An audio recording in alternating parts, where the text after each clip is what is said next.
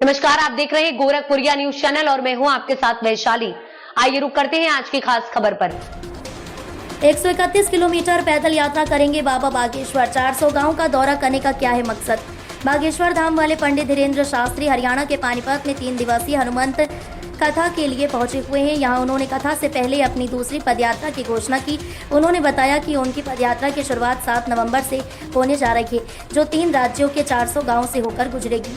मध्य प्रदेश के छतरपुर के बागेश्वर धाम वाले बाबा धीरेन्द्र शास्त्री एक बार फिर से पदयात्रा शुरू करने जा रहे हैं। उनकी ये यात्रा 400 से भी ज्यादा गाँव से निकलेगी। इस यात्रा की शुरुआत नवम्बर महीने से होने जा रही है, जो 1-2 नहीं बल्कि 3 राज्यों से होकर गुजरेगी। इनमें हरियाणा, उत्तर प्रदेश और दिल्ली से होकर ये यात्रा निकलेगी। बाबा बागेश्वर ने हरियाणा के पानीपत में ही इस यात्रा का ऐलान किया था।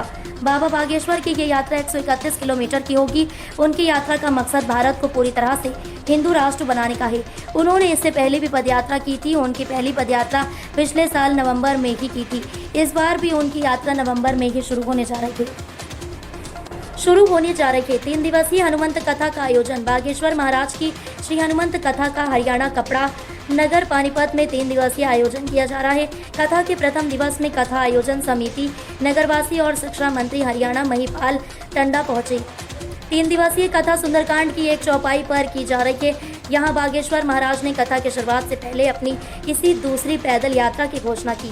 पहली सनातन हिंदू एकता पद पैदल यात्रा 160 किलोमीटर पिछले साल नवंबर महीने में निकाली गई थी। 5 करोड़ की आबादी वाले क्षेत्र से गुजरेगी।